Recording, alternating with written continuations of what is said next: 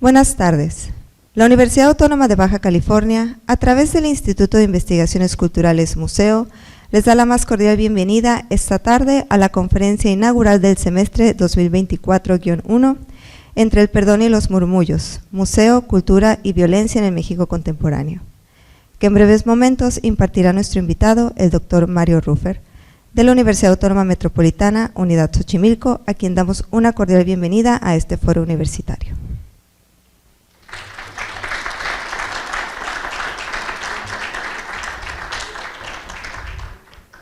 Antes de iniciar, me voy a permitir leer algunos datos de nuestro invitado. Mario Rufer es historiador por la Universidad Nacional de Córdoba, Argentina, maestro y doctor en estudios de Asia y África con especialidad en Historia y Antropología por el Colegio de México. Actualmente es profesor investigador de la Universidad Autónoma Metropolitana, Unidad Xochimilco. Sus líneas de investigación se orientan a los estudios culturales y la crítica postcolonial, los estudios de subalternidad y los usos sociales del pasado y de la temporalidad, nación e historia pública, museos, memoria comunitaria, archivo y patrimonio. Ha escrito también sobre nuevas metodologías y críticas transdisciplinar y pertenece al Sistema Nacional de Investigadoras e Investigadores. A continuación, y para dar inicio a nuestro programa, cedo el espacio al doctor Mario Rufer.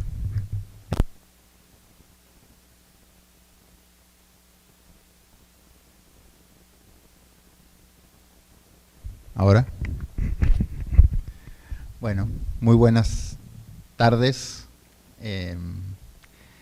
Bueno, para mí es un placer estar acá. Gracias por venir en esta tarde. Para mí es muy lindo, y lo digo con honestidad, estar en este instituto, en este espacio que siento un poco como casa de algún modo.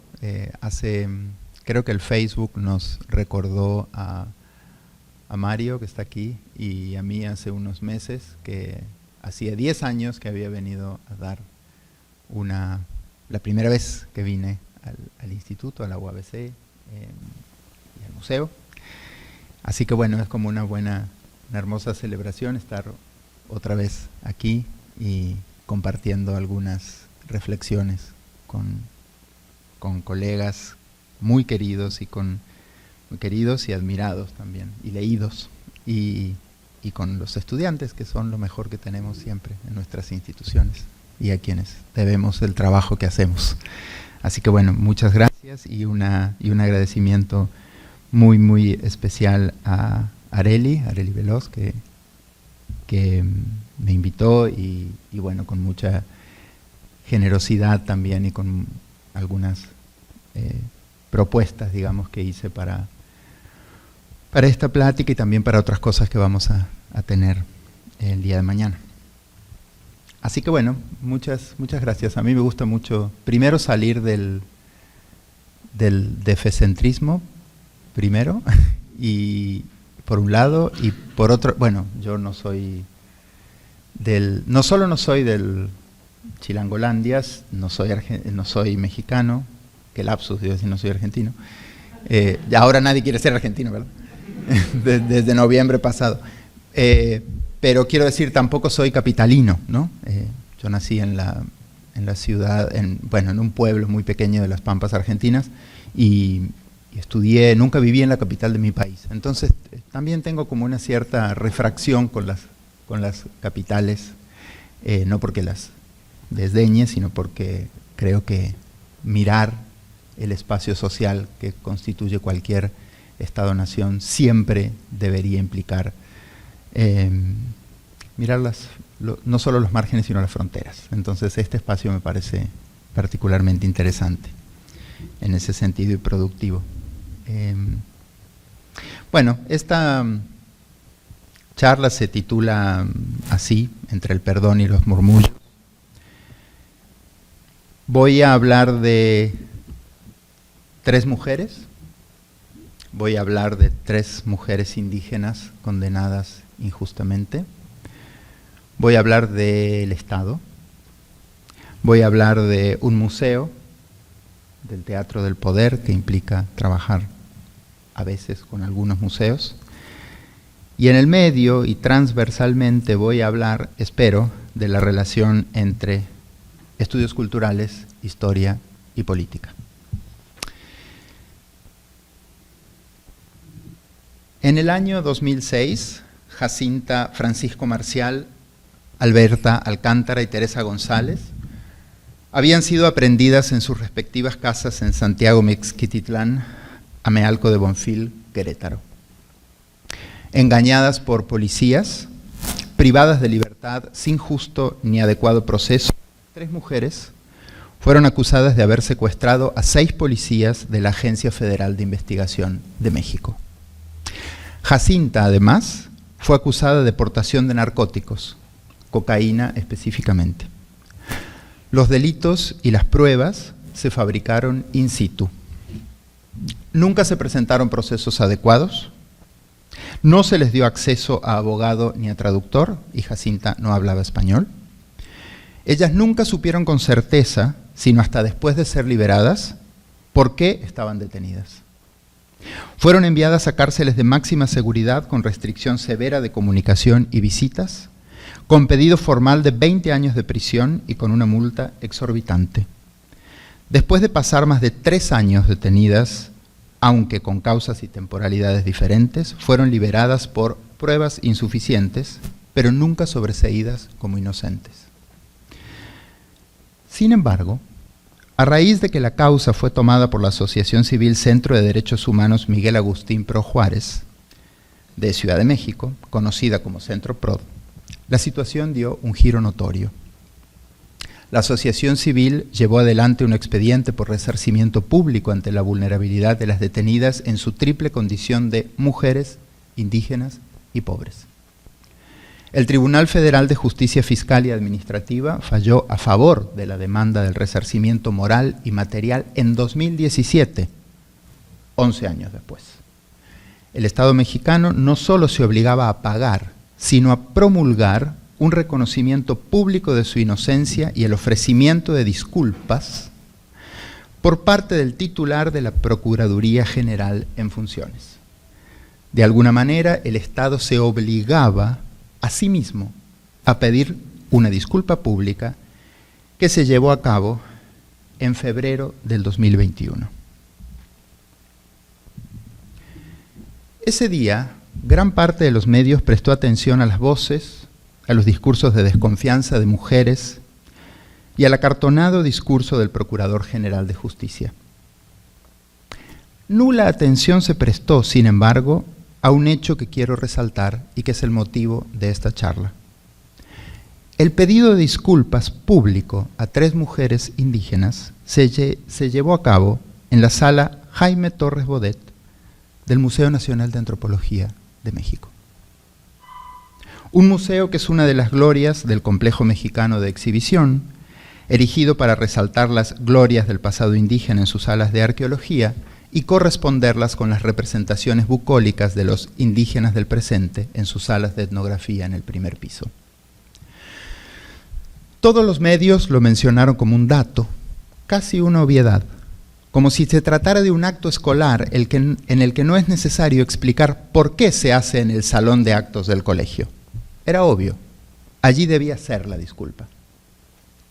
De la cantidad de material revisado para esta conferencia pude constatar solo una nota del diario El País, señalando que haberlo hecho en el Museo Nacional, cito, añadió simbolismo al acto. Nada más. Pero mis preguntas aquí que quiero compartir con ustedes son otras. ¿Por qué nos parece obvio que el pedido de disculpas de una dependencia del Poder Ejecutivo Nacional relacionado específicamente con la persecución de delitos de orden federal o delitos cometidos por servidores públicos se hiciera en este caso en el Museo Nacional de Antropología? ¿Por qué pareciera natural que una escena en la que el Estado habla a la ciudadanía sobre sus actos de injusticia hacia 3 mujeres indígenas se construya en un museo y en ese museo? ¿No son las oficinas de la Procuraduría o el Palacio Nacional, o sobre todo el recinto solemne de la Suprema Corte de Justicia, los espacios ciudadanos para un perdón de Estado? Aún más, ¿dónde se habría dado el perdón a una víctima de abuso de poder y autoridad que perteneciera no a una comunidad indígena, sino a lo que el Código de Procedimientos Penales desde 2006 define como la cultura media de la nación? ¿Cuál es la relación que podemos establecer aquí entre museo, régimen de la mirada, desigualdad y justicia? Y finalmente, ¿qué nos permite pensar este desplazamiento sutil de la justicia a la cultura sobre los usos de lo simbólico en el campo político? ¿De qué modo la cultura juega en el terreno fértil del reconocimiento de los derechos, al mismo tiempo que escinde los campos de la soberanía, del control de los recursos, el uso patriarcal de los cuerpos y el lugar velado de la gubernamentalidad? ¿No será que es hora de desconfiar seriamente de la noción de cultura en el campo específico del teatro del poder?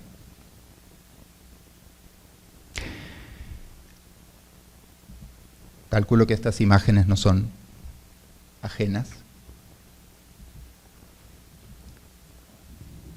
pero sí me parece importante reforzarlas siempre, ¿no? El frontispicio y la entrada y el famoso paraguas, diseño de Ramírez Vázquez, como todos sabemos.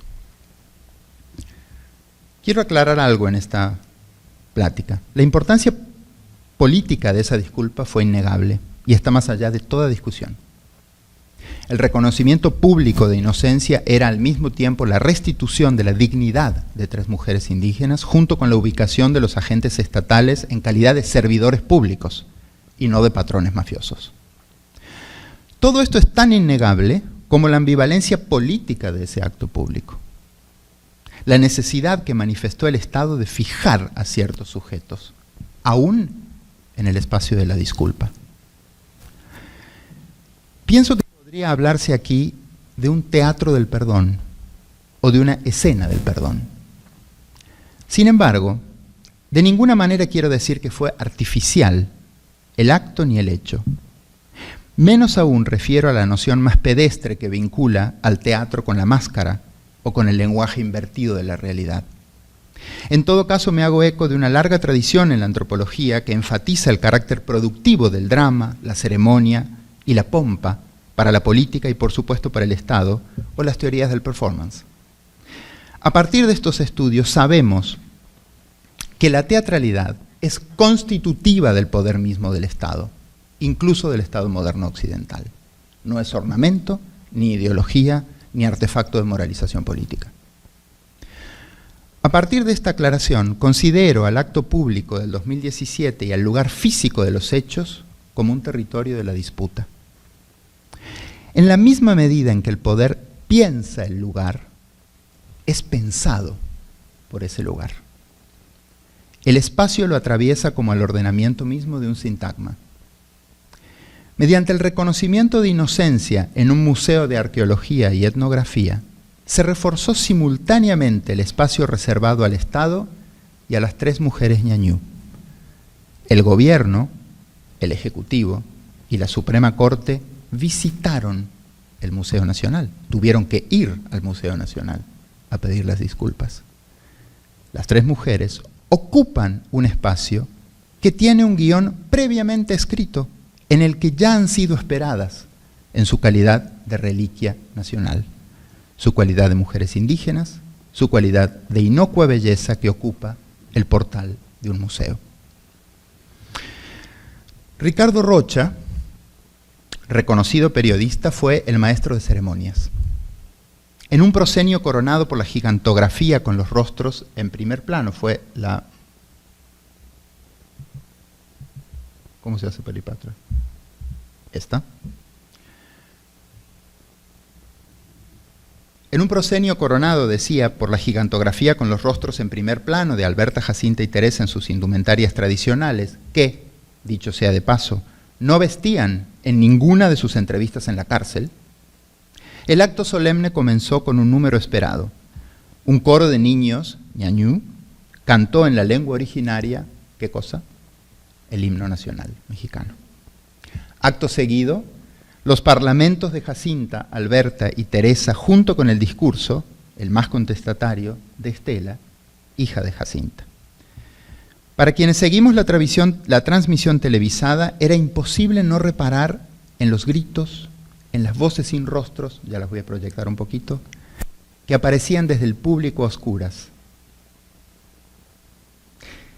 Dividiré lo que sigue de esta charla en 4 partes.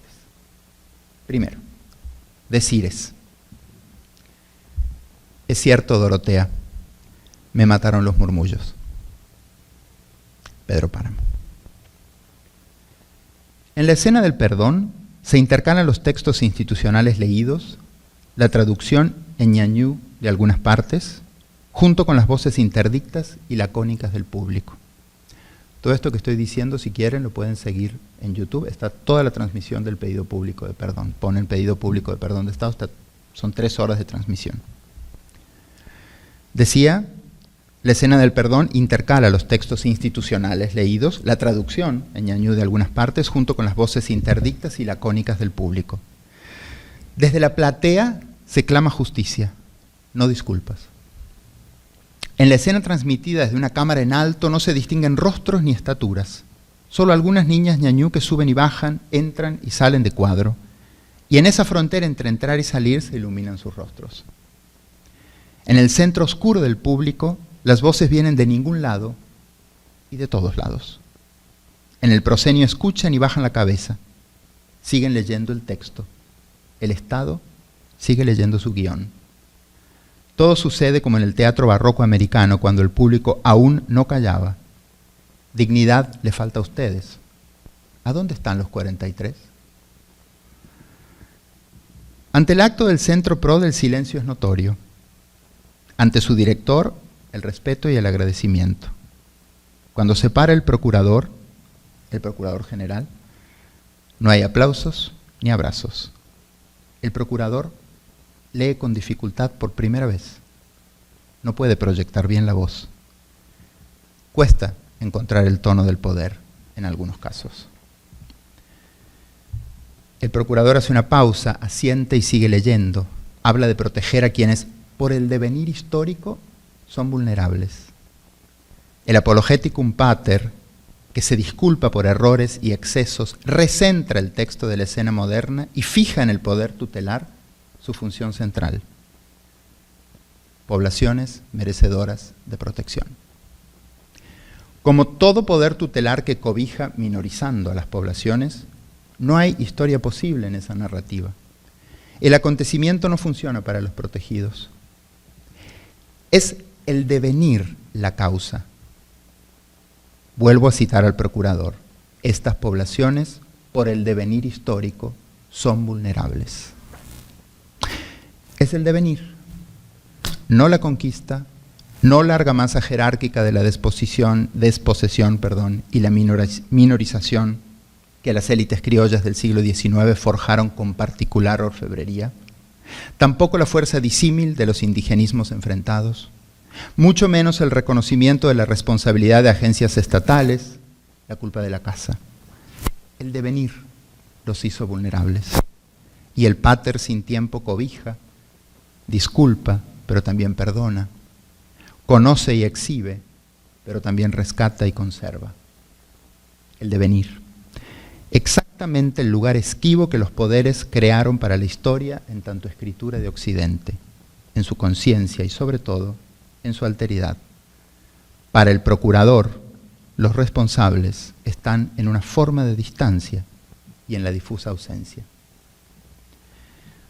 Pero después de proclamar a la historia moderna como ausencia y diferencia, como lo que fue y no podrá volver a ser nunca, esa es la idea clave de la noción de historia, del tiempo histórico moderno, distancia con respecto al pasado, el gran historiador francés Michel de Certeau, se formulaba un interrogante sustancial que quisiera traer aquí con ustedes. ¿Cómo retorna el otro al discurso que lo prohíbe? El retorno es clave en cualquier figuración subalterna de la memoria. La memoria y la presencia insistente de los oprimidos en el tiempo está hecha de fragmentos inconexos, de impugnaciones al texto secuencial del devenir. Es cierto, Dorotea, me mataron los murmullos, dice Juan Preciado en una de las líneas clásicas y más citadas de Pedro Páramo, la novela icónica de la posrevolución mexicana. Murmullos que matan porque anteceden al sujeto del lenguaje, lo saturan. En el teatro de la modernidad colonial mexicana, los sujetos del lenguaje, sujetos de la ley, no son todos los vivos, sino algunos. Hablan castellano, son blanqueados, acatan con firmeza dócil el monolingüismo del huésped. Pero hay murmullos que vienen de los muertos, que insisten tercos en la memoria fragmentaria, pasados superpuestos en los sujetos racializados que circulan tenaces y alteran al texto regular.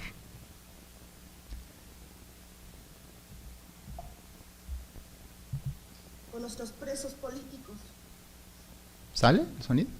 Con mis compañeros maestros caídos.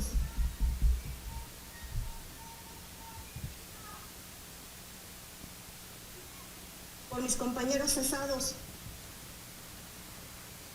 Por defender lo que por derecho nos corresponde.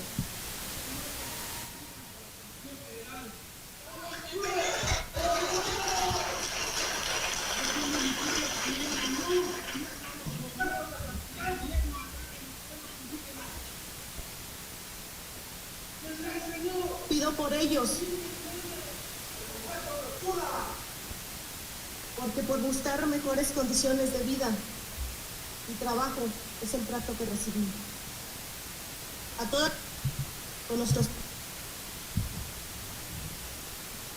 Proyecté aquí un fragmento pequeño donde se intercalan las voces de Estela, que habla, y las voces de la platea. Es interesante escuchar los gritos desde la platea oscura en medio del acto solemne del perdón de Estado. No se ve nada, pero se oye. Por los muertos de Ostula, nos faltan 43, cárcel a los verdaderos culpables. Contenido en los muros acústicos del museo, el auditorio donde se pidió el perdón, que ustedes están viendo, está coronado por el impresionante y bello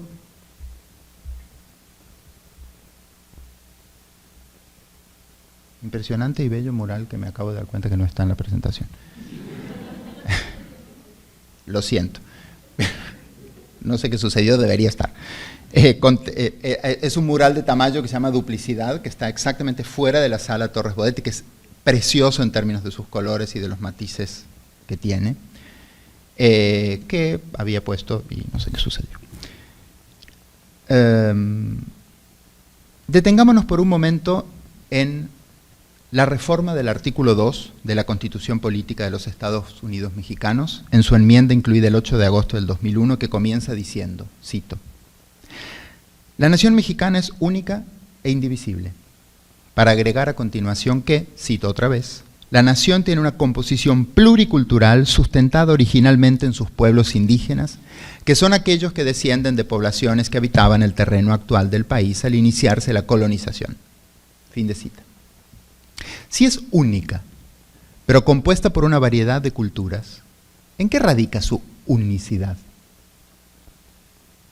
Tal vez ayude en su respuesta el Código Federal de Procedimientos Penales de México, que en su artículo 220, bis incorporado en el año 2006, atención, prescribe lo siguiente, cito, «Cuando el inculpado en un delito pertenezca a un grupo étnico indígena, se procurará llegarse dictámenes periciales a fin de que el juzgador ahonde en el conocimiento de su personalidad y capte su diferencia cultural respecto a la cultura media nacional». ¿Qué será la cultura media nacional? Pero, si asumimos que desde Foucault una sociedad se conoce mejor por lo que castiga, sería interesante preguntarnos por qué la diferencia de cualquier indígena está cifrada en su distancia captada con algo llamado cultura media nacional. ¿O será que la cultura nacional es todo menos aquello que está capturado en el espacio ordenado de la cultura indígena? Se produce una medida de valor nacional que es el ojo observador. Es el punto cero sobre el cual no es posible adquirir un parámetro mesurable. Cultura media. No necesita definición. No demanda cultura propia, solo un promedio. ¿Por qué? Quizás porque es el sujeto histórico de la nación. ¿Será que en esa forma del relato radica su unicidad? Mientras la cultura ocupa el lugar inocuo de la concesión del permiso del Estado para ser otro. ¿Qué lugar ocupa entonces la cultura frente a la soberanía? ¿De qué modo estarán conectados? La estricta oración que inicia el artículo 2 no asume, y esta es la tesis que quiero presentar en esta charla, una idea de nación unida en la cultura. Al contrario, lo que asume es una diferenciación tácita y necesaria que solo se comprende si se analiza paralela y conjuntamente el artículo de la Constitución Nacional que refiere a la cultura de los otros junto con el Código de Procedimientos Penales. La nación es indivisible en el relato soberano que la ampara, la historia. La cultura es mesurable y se distingue ahí donde hay una amenaza, la otredad. Dicho esto, vuelvo a la pregunta. ¿Habría sido el perdón de Estado en el Museo de Antropología si un representante de la cultura media hubiera sido agraviado? ¿Si hubiera sido un hombre? ¿Un varón blanco? ¿Una mujer mestiza? ¿Qué lugar tendrían en la mirada del Estado? La potencia de los gritos que vienen intermitentes desde abajo es notoria, justo porque sucede cuando es captada por el silencio de los demás. Por eso la situación del perdón dentro del museo no es un añadido simbólico, sino el centro mismo de la significación. El carácter simultáneo de objeto de conocimiento y principio de la ciencia nacional que han tenido los pueblos originarios en gran parte de América Latina, y al mismo tiempo objeto de contemplación y drama, reliquia sostenida y belleza siempre pacificada. Eso se desdobla en el museo. A los pueblos indios los mira el Estado y los mira también, como distingue el Código de Procedimiento, la cultura media nacional.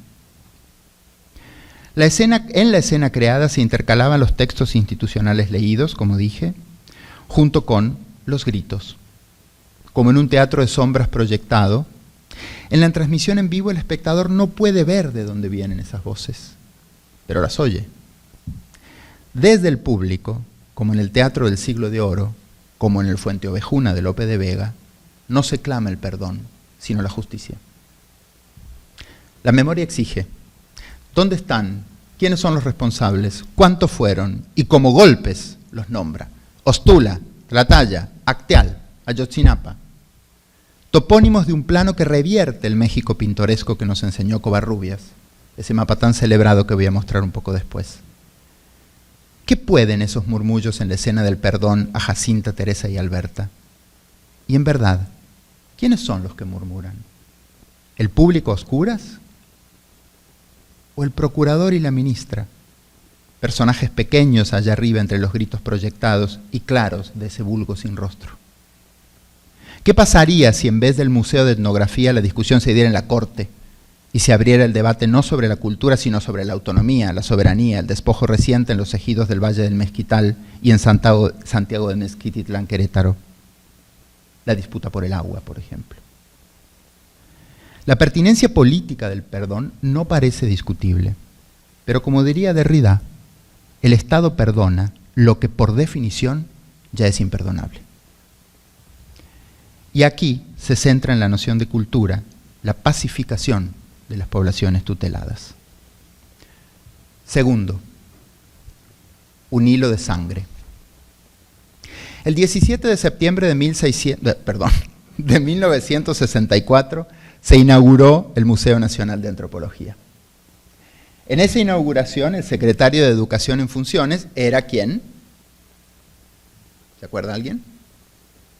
Jaime Torres Bodet, o sea, el que lleva el nombre hoy de la sala donde se les pidió perdón, quien después de su muerte dio nombre a la sala donde se llevó a cabo el escenario del perdón en 2017. En la inauguración, Torres Bodet pronunció un discurso que, entre otras cosas, decía esto, cito, «Al cabo de 4 centurias, late en el corazón de cada mexicano un hilo de aquella sangre que se agitó en las emociones ante el sol naciente encarnado en Huitzilopochtli». Fin de cita. Un hilo de sangre late en todos los mexicanos. La sangre tan democrática y el hilo tan noble.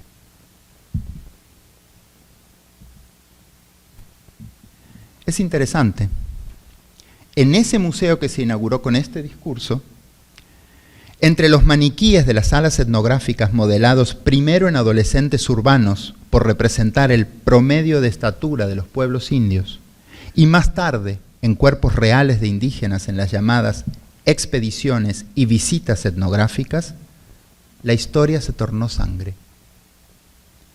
Nótese, los llama el propio museo expediciones y visitas. Expediciones, la retórica militar del reconocimiento, y visitas, heredera de la visita colonial, el viejo instrumento para vigilar el funcionamiento de los pueblos de indios por autoridades coloniales. No creo que sea casualidad el uso yuxtapuesto de estos términos en la década del 70. Los maniquíes funcionaron, fueron sacados el año pasado. Bueno, en este momento no están en exhibición porque no están en exhibición las salas de etnografía. Funcionaron como una alegoría del papel de la representación para la población nativa. La historia se convirtió en sangre, invisible dentro de todos, y la cultura se convirtió en maniquí. Podríamos contrastarla con el Código Federal de Procedimientos Penales y la cultura media. La cultura media hace la historia. La cultura otra produce sujetos penales y sujetos de gabinete. Si volvemos al enunciado de Torres Bodet, el hilo de sangre, se lee también un postulado clave sobre la raza. Si algo tiene esa cultura media nacional del indio, es mejor que no se vea.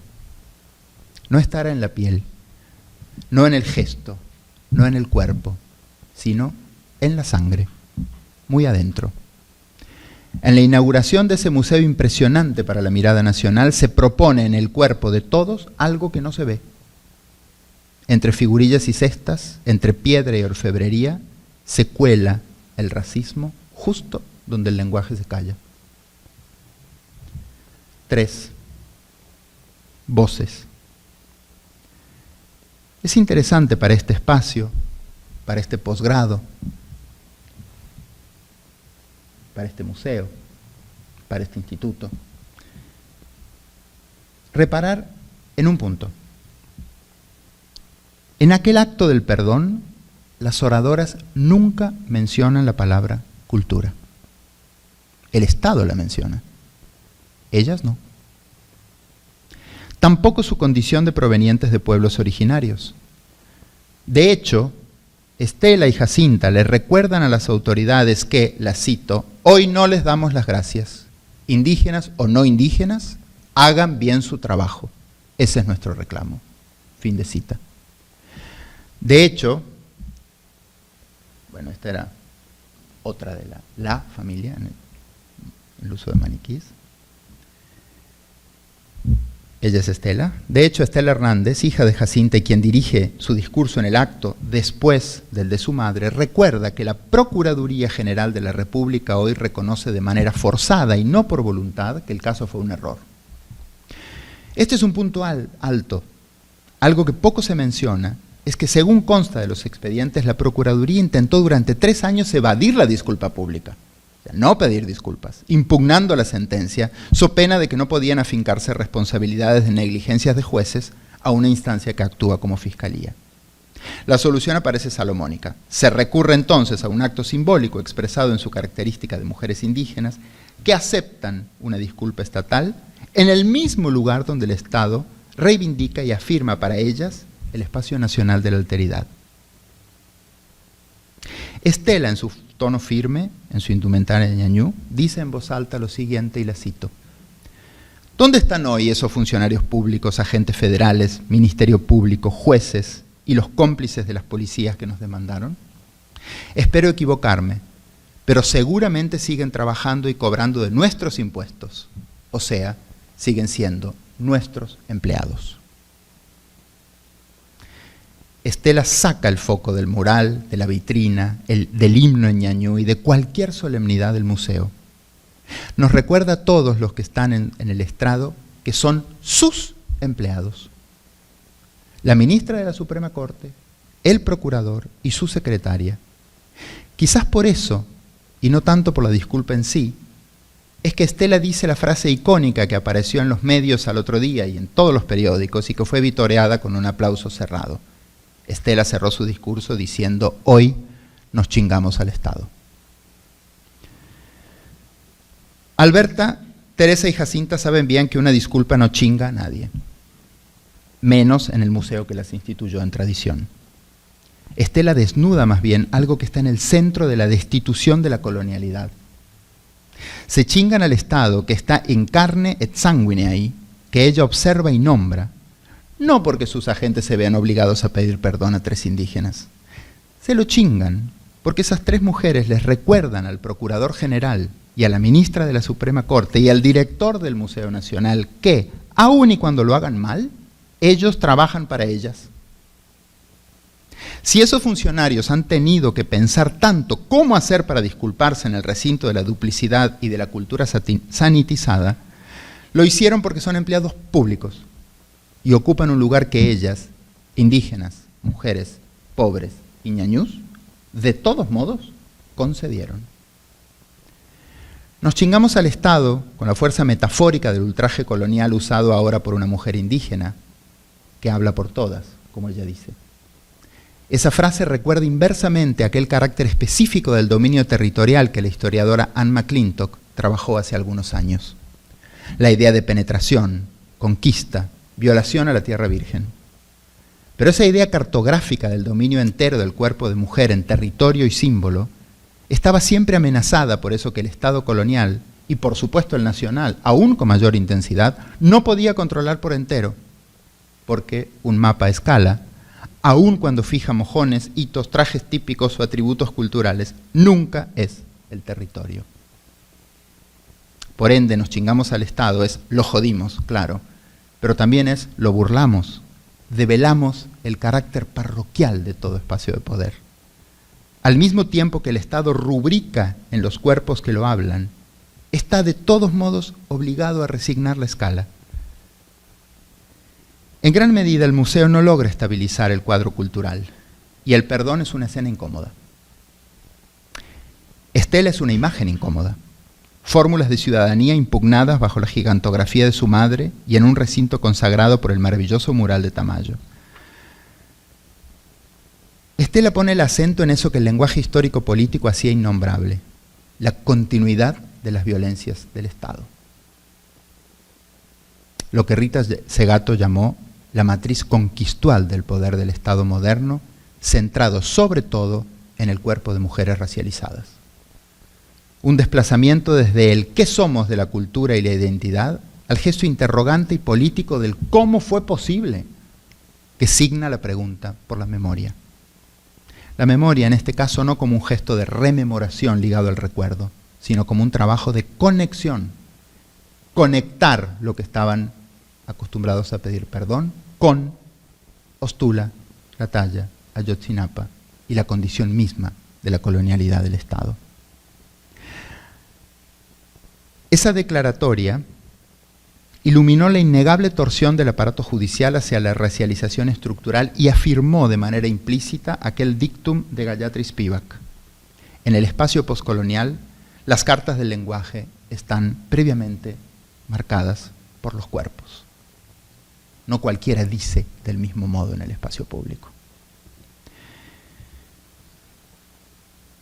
Cuarto y último, fuera del museo. En el 2017, el mismo año de la disculpa pública a estas 3 mujeres otomís, el Museo Nacional de Antropología inauguró una muestra maravillosa conocida como La riqueza cultural de los Otopame. La pieza promocional de la muestra empieza por mostrar el espacio Otopame en el mapa de Covarrubias.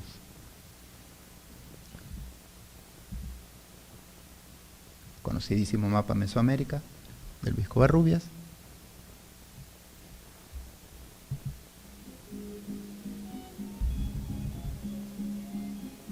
Denominamos Otopames a una familia lingüística que precisamente proviene de la gran familia otomana que incluye 6 culturas: los otomíes, los mazahuas, los nahuicas, los macacincas, los chichimecas.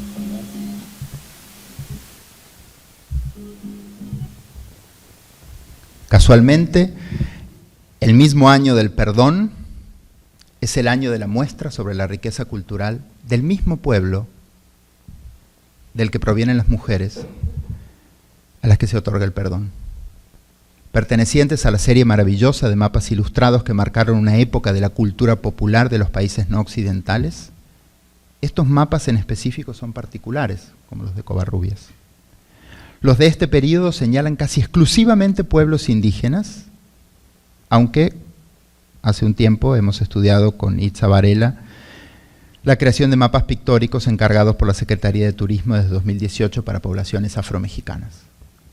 Sin embargo, durante décadas de lo que se trabajó fueron exclusivamente poblaciones indígenas. ¿Dónde están? ¿Qué producen? ¿Cómo se visten? Es interesante esta presencia fuerte del mapa de Covarrubias referente a la zona otomí por 2 razones. Primero, por el concepto implicado. En la medida en que exhibe mujeres y hombres en trajes tradicionales, fija también los atributos naturales como recursos extraíbles. En esa proximidad visual que cita, lo propio de un espacio sin describirlo, la diversidad cultural queda fijada en un registro propio del paisaje. Entre recurso natural y espacio de delimitación, las culturas pertenecen a algo que se ve, se reconoce, pero sobre todo, algo que está disponible. A su vez, fijados en un mapa, no pertenecen al tiempo. En segundo lugar, la insistencia en el mapa es importante porque fue contradicha por los acontecimientos mismos. 2017 no fue solamente el escenario de la disculpa pública y de la muestra riqueza cultural de los Otopame que aquí ven. Ese mismo año, en la propia Ciudad de México, 3 comunidades otomís empezaron a exigir que se les reconociera su derecho a la vivienda digna y al acceso al agua. Rogelio, uno de los militantes desde el inicio, pronunció ante los micrófonos del Instituto Mexicano de la Radio que aquel año, cito, no se trata solo de Hidalgo, no estamos allá lejos, no es la milpa, no es el mapa. Estamos aquí, en la ciudad. Aquí vivimos desde hace 2 generaciones, 28 familias, sin acceso a la vivienda. No era solo el mapa de Covarrubias ni el diorama del museo. Durante 2 años, el pueblo otomí hizo plantones en diferentes puntos de la ciudad y en febrero de 2020, la comunidad otomí residente en la Ciudad de México tomó las instalaciones del Instituto Nacional de los Pueblos Indígenas hasta hoy. Lo ocuparon y lo renombraron. Hoy ya no se llama Instituto Nacional de los Pueblos Indígenas, se llama Casa de los Pueblos y las Comunidades Indígenas Amir Flores Soberanes. Van 3 años de toma de los espacios con negociaciones intermitentes. Exigen que el gobierno les permita tener uso efectivo de los predios que ocupan en 3 colonias de la ciudad y que, dicen ellos, no estaban ocupados por nadie en su momento. Un lugar especial merece aquí la muñeca Lelé, famosísima artesanía conocida mundialmente. Las muñecas Lelé eran una de las artesanías principales que vendían quienes, Jacinta, Teresa y Alberta, en Santiago Mezquititlán, donde se supone que la muñeca es originaria. Aparentemente, las 3 mujeres se habrían negado al pago sistemático de mordidas y favores a la policía local, por eso les inventaron los casos que les inventaron. De ahí la hazaña y la demostración desmedida de poder, la detención arbitraria, la fabricación entera de una causa, la firma del Estado en todo su efecto y la rúbrica del poder soberano sobre los cuerpos de mujeres racializadas. En una entrevista realizada en 2020, a pocos meses de la toma, Felisberto Margarito, uno de los voceros de la comunidad otomí en resistencia, señala al entrevistador varias muñecas Lelé en los escritorios del INPI, del Instituto Nacional que habían tomado. Muñecas que pertenecían seguramente a los trabajadores que ya no pudieron ingresar. Dice esto, lo cito: es lo que más nos enoja esto, no más le servíamos de adorno. Bajo el lema "los pueblos originarios no somos piezas decorativas", que creo que estaba aquí, bajo el lema "los pueblos originarios no somos piezas decorativas", se sentaron varias veces en mesas de negociación sin acuerdos definitivos. Sin embargo, la muñeca Lelé, por supuesto, estuvo exhibida en el espacio Otopame de las salas de etnografía del Museo Nacional de Antropología y se encuentra en el catálogo oficial, aquí está, y en la tienda online del museo bajo la descripción: estas coloridas creaciones son mucho más que juguetes, son pequeñas embajadoras de nuestra rica cultura. El 12 de octubre pasado, la toma del INPI se esperaba con una nueva mesa de negociación. En ella se instalaron esta vez con una serie de muñecas Lelé, pero cambiaron el colorido. Ahora negras y rojas, con paliacate cubriendo el rostro, en clara alusión al movimiento zapatista. El 12 de octubre han pasado 531 años y no nos conquistaron. Nuestros pueblos originarios y comunidades indígenas siguen resistiendo contra la militarización, la contrainsurgencia, el crimen y los grupos paramilitares. Producen también, en ese momento, una poética de la conexión con la memoria. Dicen lo siguiente: hoy estamos aquí luchando como hace 531 años, como hace 27 años que se creó el Congreso Nacional Indígena y como hace 3 años que nació la Casa de los Pueblos, diciéndole a este mal gobierno: no queremos su progreso, ese progreso es muerte. Y lanzaron también un ultimátum. Dijeron: si el 3 de noviembre de 2023, o sea, hace poquito, las autoridades no se sientan a negociar, vamos a ocupar los 4 pisos del INPI, vamos a sacar los equipos de cómputo y, sobre todo, vamos a destruir los archivos. Toing. Saben ellos muy bien lo que la palabra archivo produce en la imaginación estatal, académica y política. El 12 de octubre, Elena, que acompañaba a Felisberto, declaró: todo esto, haciendo alusión al espacio, habla de nosotros, pero se niegan a hablar con nosotros. No somos piezas decorativas, ni folclore, ni estantería. Estamos aquí. Fin de cita. Destruir los archivos. La lente imaginaria del Estado cronófago. Los archivos, fetiche del Estado si los hay, y también de nosotros, historiadores, antropólogos y demás tribus. El 16 de octubre, ante la amenaza, más de 120 policías llegaron a las inmediaciones para desalojar la toma.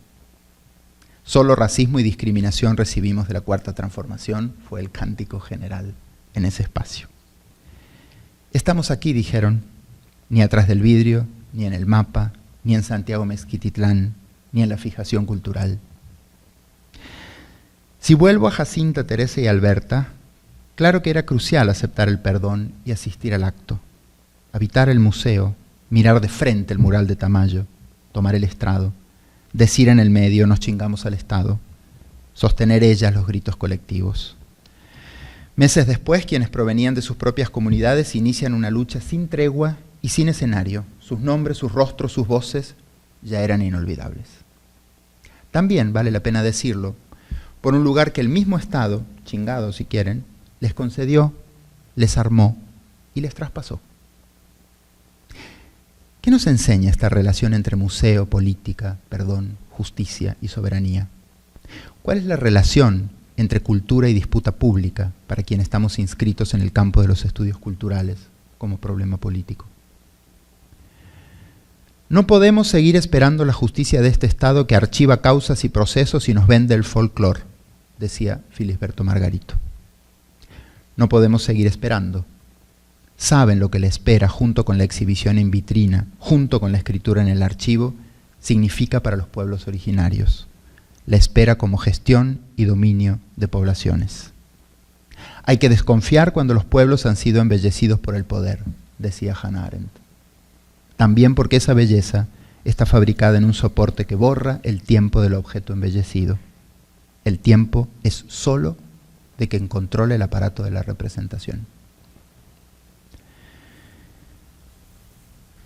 Apostemos entonces a una historia alterada, a la relación entre historia y memoria que requiere de un uso político de la idea de cultura. Hasta que la dignidad se haga costumbre, fue como cerró el discurso de Estela en el acto de disculpa pública del que hablé. Y es también lo que sostiene una de las pancartas de la toma del INPI. Hasta que se haga costumbre, admite dos acepciones por lo menos. Una, hasta que se haga relato, signo, contradicción, interlocución y soberanía, y ya no una vitrina sanitizada. Pero también admite otra noción, hasta que se haga el costumbre, la dignidad como norma, como inscripción en el contrato, el costumbre, ese gran capítulo de la relación entre Estado y pueblos indígenas en tanto marcaje de reivindicación y de hábito. Como dijo Estela, tomando su vestido y estrujándolo al bajar del estrado, como quien rasga una muñeca lelé, nunca más en nuestro nombre, nunca más con nuestros cuerpos. Gracias.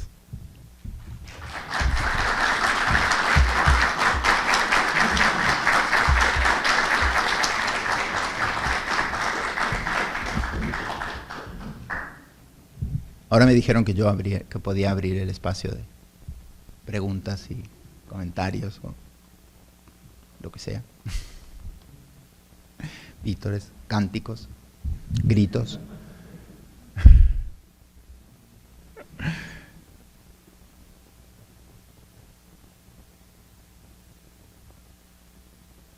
No, yo no voy a hablar. Me hago una pregunta a mí mismo. Oye, ¿qué habrás querido decir cuando...? No es cierto.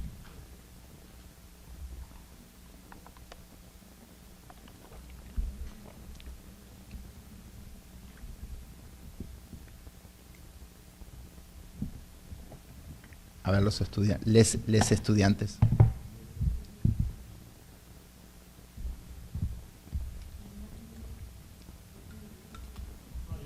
Pobres, qué feos.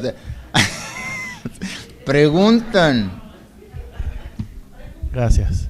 No, yo solamente quería agregar, cuando se refería a la muñeca Lelé, que para mí se me hace muy impresionante cómo hoy se exhibe alrededor del mundo como símbolo de la mexicanidad.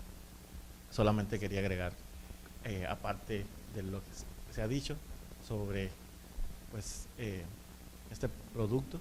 Es muy interesante eso, gracias. ¿Cómo es tu nombre? Dubel. ¿Cómo? Dubel. Dubel. Es muy interesante. Yo creo que una de las cosas que nos faltan por analizar, por ejemplo, es cómo se han transformado algunos elementos, y no quiero decir que aquí sea específicamente el Instituto Nacional de Antropología e Historia, por ejemplo, pero hay la muñeca Lelé, por un lado, y los voladores de Papantla, por otro. Se transformaron, no sé si han visto que los voladores de Papantla son casi la marca que está en todos los sitios y los museos de sitio de gran parte del instituto. Entonces, hay algo ahí de transformación como en marca, en espacio, como casi de una función metonímica que es interesante analizar. En este caso, ¿por qué la muñeca Lelé? ¿Y qué pasa en esta especie como de sustracción que recuerda mucho a las legislaciones y a la imaginación de lo patrimonial, ¿no? Cuando decimos, en México en eso es un ejemplo importante en términos de analizar políticamente, cuando decimos, bueno, todo lo que está bajo suelo, por ejemplo, desde el 27 constitucional que legisla sobre eso, ¿no? Todo lo que está bajo suelo mexicano, desde el petróleo hasta los vestigios, es propiedad de la nación. Por ende es esta idea muy fuerte de repetida. Incluso yo le oía mucho cuando iba a los talleres de museos comunitarios, trabajé varios años sobre eso, no, pero esto no les pertenece a ustedes, esto nos pertenece a todos. O sea, en esta idea de cuando nos pertenece a todos, ahí hay un problema de pérdida de responsabilidades, de pérdida del anclaje de quien puede usar esos espacios. Entonces en esta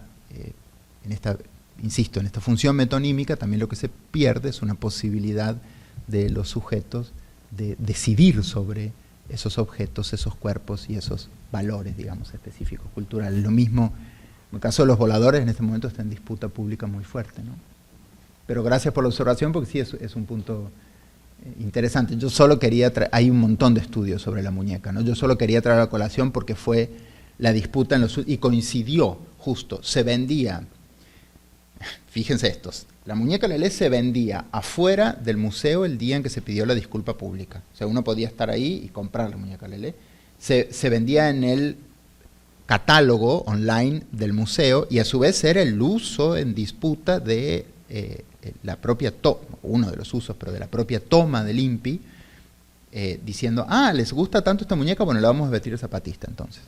A ver si les gusta tanto ahí, ¿no? ¿Qué dice, digamos, en ese marco? Ahora, yo de este lado. Hola. Aquí. ¿Está encendido? Creo que sí. Y lo peor, bueno, yo justamente como queretano, no de Amealco, pero de cerca,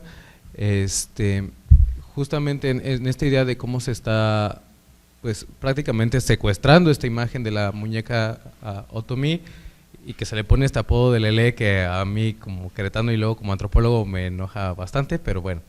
Pero exactamente en esta pasan esas agresiones a estas mujeres, es algo que se ve de manera cotidiana en la ciudad de Querétaro, la agresión a las mujeres otomís que están vendiendo la muñeca, sobre todo en el centro de la ciudad, y al mismo tiempo en los semáforos peatonales del centro de la ciudad, que es esta zona muy turística, cambiaron el monito que camina y ahora es una muñeca Lelé que camina para que cruces las calles. Ay, eso no sabía. Y hay fotografías exactamente de estos, ¿cómo se llaman?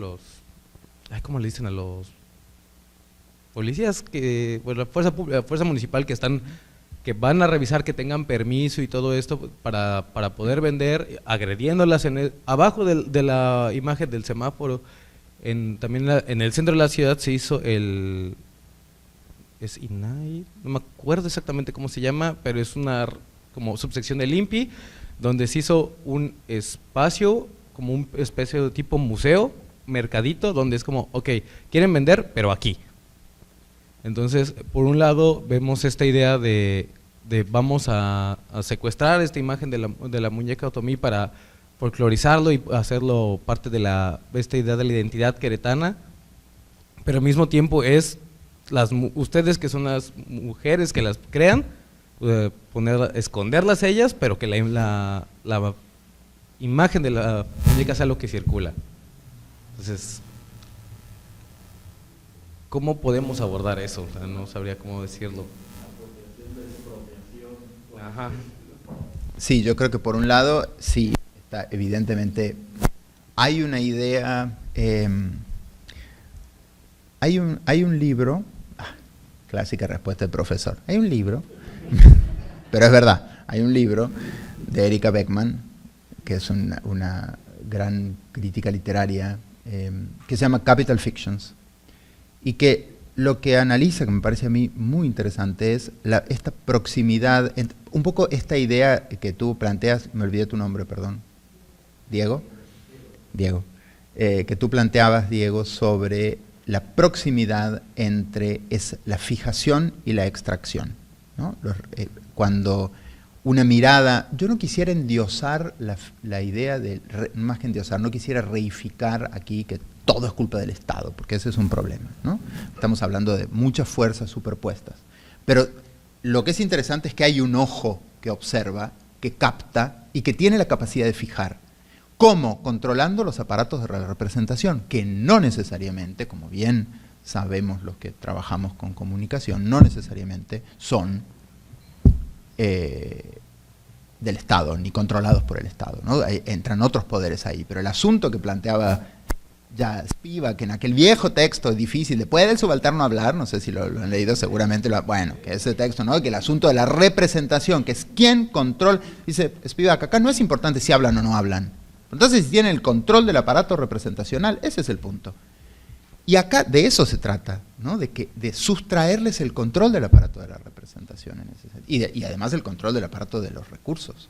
Entonces, por un lado creo que es eso, y ahí yo sí insistiría otra vez en esta pregunta que traigo, que no es una pregunta fácil de responder, pero que me parece que por eso creo que es importante la apuesta de los que hacemos estudios culturales o socioculturales, que es el lugar de la cultura como un espacio que hay que analizar a detalle, en espacio, un significante ambiguo que juega del ámbito de la gubernamentalidad al ámbito de las resistencias o de la oposicionalidad en distintos momentos y en distintos contextos. Creo que ese es un punto clave aquí, porque el asunto central, o sea, ¿por qué se utilizó el Museo Nacional de Antropología? A mí, como yo le decía a una amiga cuando explicaba, bueno, un poco después de que le platicaba de este caso que quería escribir, o sea, a mí no me preocupa tanto el hecho de que, no es que no me preocupe, pero digo, no me sorprende tanto el hecho de que le hayan ofrecido un perdón de Estado en el Museo Nacional de Antropología, sino lo que me sorprende es que nadie haya escrito una línea sobre eso. Que ningún periódico, ningún espacio haya dicho, ¿y por qué en el museo? Porque si no hubieran sido indígenas, nunca les hubieran ofrecido un perdón en el Museo de Antropología. Es el lugar que les corresponde, punto. Parece que ese es el lugar de la fijación en la cultura. Entonces, para mí, es un poco lo que en los últimos tiempos he tratado de pensar, es ¿por qué sigue siendo importante la distinción entre cultura e historia? ¿Y por qué para mí ese artículo 2 constitucional es tan clave en ese sentido? La cultura media nacional es la que escribe la historia, que es el relato soberano, el relato que defiende la soberanía, el relato que habla de los recursos, el relato es lo demás que sea infinitamente plural. Por eso siempre digo a mis alumnos, a mis estudiantes por ahí, digo, bueno, a ver, hablemos de sociedades multiculturales, tírenme ejemplos, salen 60, no todas, ahora porque se reconocen todas las constituciones de los años 90. Ajá, a ver, sociedades multihistóricas. ¿Con qué se come eso? ¿Qué es? Bueno, ¿por qué somos incapaces de pensar que puede haber distintas historias y no una historia nacional, que es lo que dice el artículo 2 constitucional? Cuando dice una nación con muchas culturas, está diciendo un relato soberano para muchos relatos culturales. Creo que eso hay que... entonces, ahí también hay un problema, insisto, en quién controla, quién, de qué manera, en qué espacio se ponen a jugar los aspectos culturales, y en ese sentido, cómo se politiza y despolitiza, cómo la cultura juega en ese terreno ambiguo y fértil que me parece que hay que, de algún modo, recuperar, volver a no comernos el relato ni de la pluralidad ni de la sin trabajar la fuerte perduración y persistencia de las diferencias y de la matriz conquistual, o como le queramos llamar, que se engendra en el centro, digamos, de las nuevas formaciones de los discursos culturales. Me parece que es como lo que tenemos que analizar, creo, en detalle, pero eso requiere análisis en detalle, requiere análisis y sobre todo requiere una imaginación conectiva. Ese es el punto que me parece clave, que era un poco, también si ustedes quieren, metodológicamente lo que intenté hacer aquí. Es, a ver, no podemos analizar solamente, por eso discuto a veces con los estudiantes, me dicen, bueno, vamos a analizar el rol de la cultura en el museo de no sé qué. No, a ver, vamos a ver cómo se conecta el museo con lo que pasa fuera del museo, cuáles son los vasos comunicantes que nos permiten imaginar una pregunta con una dimensión analítica. Ahí ese es el punto, más que el caso empírico que nos cuadricula, bueno, nos soluciona la tesis a veces, eso es cierto, pero tiene otros problemas en términos de qué nos estamos perdiendo cuando queremos entender un fenómeno social. O sea, lo que estaba pasando aquí era, sí, el Museo Nacional de Antropología, pero eso está conectado con la toma del INPI, con que afuera se veían de las muñecas Lelé, o sea, había una conexión ahí que es necesario ver ese cuadro digamos, en sus dimensiones, podríamos decir, de distintos ángulos, ¿no? Yo me acuerdo, me gusta siempre usar Foucault, ya sé, bueno, un hombre blanco francés, sí, es cierto. Pero bueno, dijo un par de cosas que siguen siendo muy útiles, ¿verdad? Una de ellas es su definición de acontecimiento, que a mí me gusta mucho, ¿no? Que es, el acontecimiento no es un evento. Se peleaba con la historia todo el tiempo, ¿no? el acontecimiento no es un evento, el acontecimiento es un poliedro de inteligibilidad, ¿no? El acontecimiento, decía él, es un fenómeno que uno construye cuando mira los distintos ángulos de una misma construcción, de algún modo significante, ¿no? Entonces, eso exige una imaginación particular también, que es muy difícil tenerla desde las disciplinas, no desde las disciplinas cerradas. Por eso me parece importante la apuesta que ustedes tienen enfrente, que tenemos digamos, en quienes trabajamos en espacios, en áreas o en posgrados, que no son estrictamente disciplinares, para historiadores o para cada uno se formó, nadie, como dice una amiga, y lo creo completamente, nadie nace interdisciplinar. Eso es cierto, lo más probable es que uno se forme en una disciplina y desde ahí mira y la destruye, la va como deshojando un poquito, ¿no? Y mirándola críticamente. Pero bueno, también es eso como lección metodológica. Bueno, ya me callo y...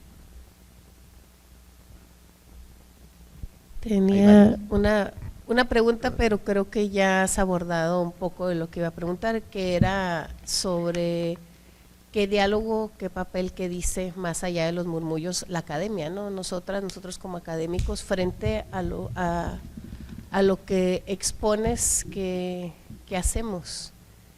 Y porque creo que el estudio o el análisis del Estado, de lo nacional, algunas veces queda tan en abstracto, pero cuando vemos que eso tiene un rostro y tiene un nombre, ¿no? Como en este caso de la ceremonia del perdón, que presentas también algunas veces de una distancia para hablar concretamente de una figura que está representando esto que analizamos, ¿no?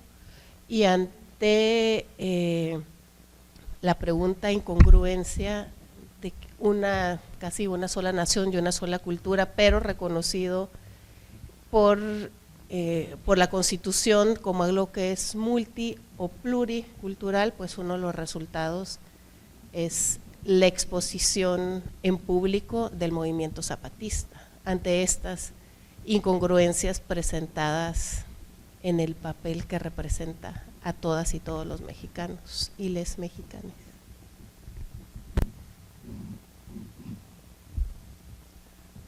Gracias. Si quieren, juntamos un par y...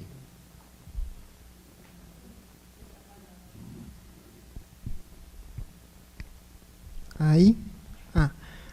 Mi pregunta o comentario, no sé exactamente, pero sí es algo que me pareció muy interesante, es cómo funciona, cómo se articula esta cuestión de la cultura media mexicana con la representación en el museo, y también me pareció muy interesante la cuestión del archivo, porque mencionas que cuando tomaron el archivo, cuando tomaron el INPI, la gran amenaza fue la destrucción del archivo.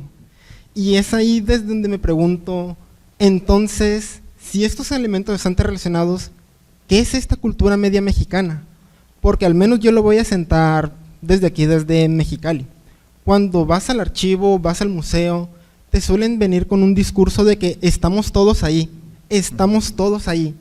pero cuando empiezas a hablar un poco más y empiezas a conocer un poco, por ejemplo, fue una ocasión que fui la semana pasada al archivo estatal, en la que estaba preguntando precisamente por documentos que hablen acerca de las distintas culturas, es decir, de Mexicali, Baja California, y no solo las culturas indígenas, sino todos estos movimientos culturales que se dan en la ciudad.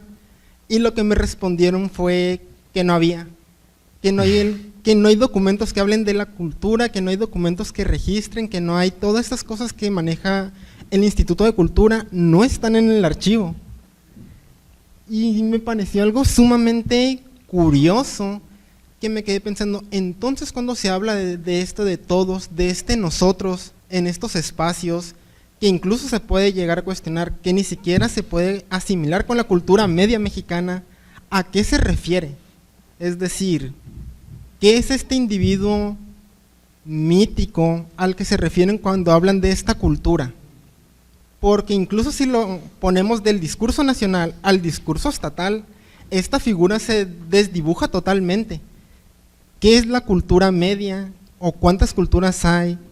o qué es lo que está pasando en estas situaciones de que se van ahora sí que borrando y desapareciendo, y es solo a través de esa captación que se pueden llegar a integrar, porque también ahí yo veo una cuestión de discursos que manejan las mismas instituciones que impiden que se registren este tipo de, simplemente los eventos que ellos organizan, me comentaron, no están archivados, no llevan un registro como tal de qué eventos hacen ellos, a qué promoción le dan, pero sí me pudieron decir que en el instituto donde ya están, sí tienen todas sus cuentas de cuánto costó cada cosa.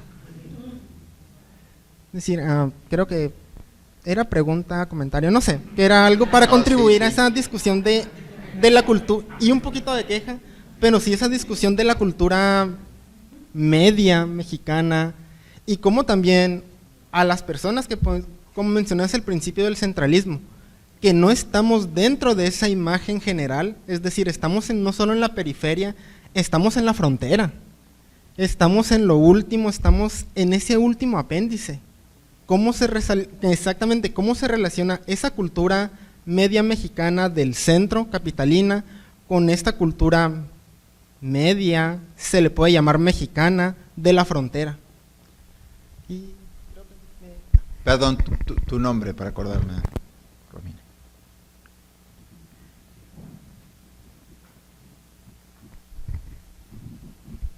Gracias. Gracias. Y para hacer más gorda la pregunta, ¿no? El tema de las representaciones de la historia, de lo nacional, del patrimonio, en esta atención que podemos observar en los museos comunitarios. Me gustaría también tu reflexión sobre el tema, porque una cosa es el Museo Nacional de Antropología, en términos de no solo el discurso, sino lo que tú comentas muy bien, los aparatos propios del discurso, la apropiación, ¿no?, histórica de estas narrativas sobre lo nacional, sobre la soberanía, sobre la historia, sobre la cultura,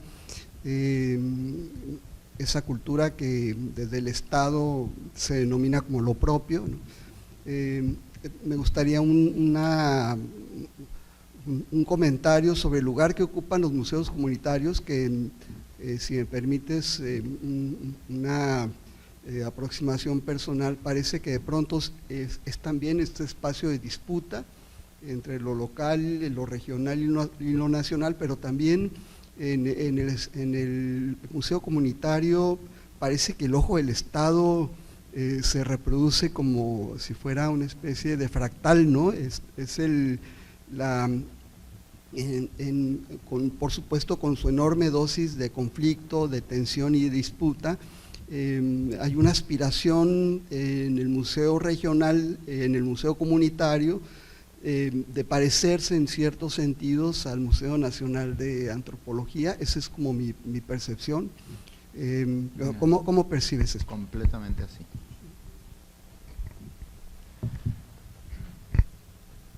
¿Ya? ¿Alguien más? Y así nos seguimos. Hasta mañana. Bueno, gracias por preguntas lindas, generosas. Lorena, bueno, ¿qué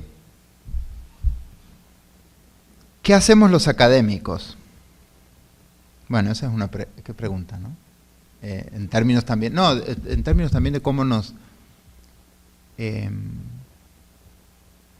ubicamos. Yo tuve resistencias mismas mías incluso a esta plática, porque decía, bueno, otra vez yo, ¿no?, un académico, hablando de 3 mujeres indígenas, usando su palabra, sus imágenes.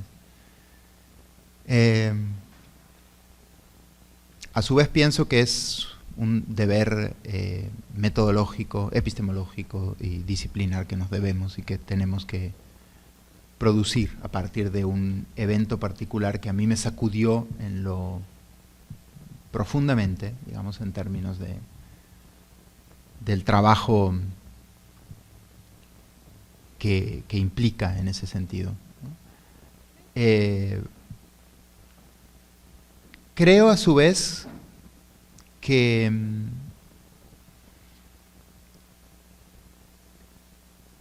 voy a decir algo que no sé si es muy popular, pero en esta cosa, sobre todo de la noción de la incidencia y de la importancia de que los académicos tengamos una incidencia social, que me parece clave y crucial, pero también creo que uno de los centros de nuestra incidencia social tiene que ver con ampliar las fronteras del campo, plantear preguntas incómodas al campo que habitamos y trabajamos y tratar de pensar de una manera como más, diría yo, producir un pensamiento incómodo en el centro de los espacios que habitamos, que me parece que eso nos hemos... Hay una antropóloga feminista que a mí me gusta mucho, que se llama Saba Mahmood, que, bueno, murió hace poco. Y Mahmoud dice en un texto que probablemente conozcan, el de la gente social dócil, que dice, bueno, a ver si nos animamos a hacer investigación que implique hacerle un par de preguntas a la política, cuya respuesta no la sabíamos cuando empezamos la investigación. Y si uno se pone a mirar, un poco estábamos hablando con Areli hace un rato de eso, estamos últimamente entre el SNI, las cosas, el no sé qué, nuestras propias políticas académicas de trabajo, haciendo investigaciones que sacamos así, que en realidad, bueno, son más o menos cómodas, sabemos, tenemos esta cosa que dicen los químicos, ¿no? Condiciones normales de presión y temperatura, que nada se nos escape demasiado de aquello que puede plantearnos una serie de desafíos que no sabemos ni cómo cuernos explicar y sobre todo cómo llevar al ámbito de algún modo de desnaturalizar ese mismo poder del Estado que estamos intentando criticar. Entonces a mí me parece que ese es un rol, decía, no sé si es muy popular, porque también creo que en esta idea de, bueno, vayamos al campo, vayamos a, que creo que sí es, que tiene una dimensión importante, pero también creo que tenemos una responsabilidad adentro del propio campo disciplinar, que es ensancharlo, no naturalizarlo. Como decía Dessertó, la única cosa que a mí me importa como historiador, decía Dessertó, es impedir que el texto se cancele. Es eso. No es mostrar algo, es impedir que el texto histórico, disciplinar académico, lo que fuere, se cancele. Y en ese sentido me parece que hay algo que nos está pasando en las universidades, en los que estamos como anestesiados en un punto, ¿no? Es como estamos, bueno, hacemos las tesis, dirigimos, les decimos a los estudiantes, no, esa pregunta es muy complicada, no la vas a poder resolver, no tenés 4 años, tiene que ser, no, haz algo más simple, más sencillo, más... Tiene un sentido práctico, pero hay algo que también domestica el músculo pensatorio, que tiene que ver con ponernos a pensar de qué manera imaginar un mundo diferente, en el sentido más amplio de esto, imaginar un mundo diferente. Y en ese sentido, y también hacernos preguntas incómodas, porque Estela, Jacinta y Alberta dijeron nos chingamos al Estado, pero nunca dijeron no somos mexicanas, no queremos el Estado, no. Es, a ver, ustedes son nuestros empleados públicos, trabajen, güey. Prácticamente eso es lo que estaban diciendo, ¿no? Entonces hay algo ahí también de cómo en esa igualación de lo que permite el espacio de la discusión es la igualación en el discurso político. Y ese espacio de igualación lo permitió un discurso de Estado. Fíjense lo paradójico. Entonces, ahí hay algo también que pensar en ese sentido. Y con respecto a lo que me preguntabas de la exposición con los atributos del zapatismo, creo que ahí hay un caso clave. Mira, cuando me hiciste la pregunta me acordaba de un libro me acordé del libro, pero ni modo. Como decía una amiga profesora, yo no tengo respuestas, solo tengo libros. Respuesta mamona, pero bueno.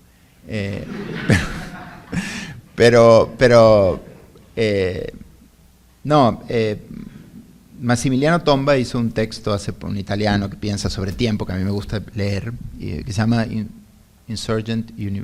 Universalidades Insurgentes, donde el último capítulo está dedicado al zapatismo. Y dice, una pregunta que a mí me gusta hacer siempre, que es ¿por qué el zapatismo es como una especie de cosa medio atragantada, por lo menos el zapatismo, pongámosle del 94 al 2000, ¿no? Ahí en la estatalidad, y tiene que ver con que de algún modo se ubicó en la ambigüedad, se ubicó en la ambivalencia. Hay algo, si hay algo, eso también nos enseñó algún francés, Balandier, no importa, que dijo, si hay algo que le molesta al poder, es la ubicación del gobernado en la ambigüedad, que no lo pueda leer, porque ese es el gesto del poder. Lo que no podemos leer es el Estado, lo que no podemos leer, el Estado no se deja ver nunca, ¿no? Es como... Entonces, ubicarse en el lugar de la ambigüedad es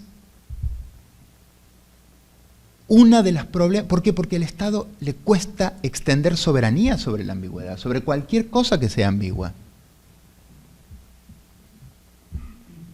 Por eso son tan complicados los cuerpos indóciles para los Estados, por eso es tan complicado el cuerpo trans para el Estado. Entonces, ahí hay algo que es interesante. Y el zapatismo hizo de algún modo ese gesto, ¿no? Diciendo, somos indígenas, sí, pero también somos mexicanos. Somos indígenas, pero queremos un lugar en la Constitución. Somos indígenas, pero nos vestimos, nos vamos a poner, ¿no? La máscara, el pasamontañas, quiero decir, una serie de gestos que justamente ubicaron ahí donde más dolía al Estado. Es, no vamos a hacer un espacio cuadriculable puesto en un cuadro de doble entrada que ustedes pueden definir de antemano. Son así, viven acá, comen esto y están en este lugar en el mapa de Covarrubias. No.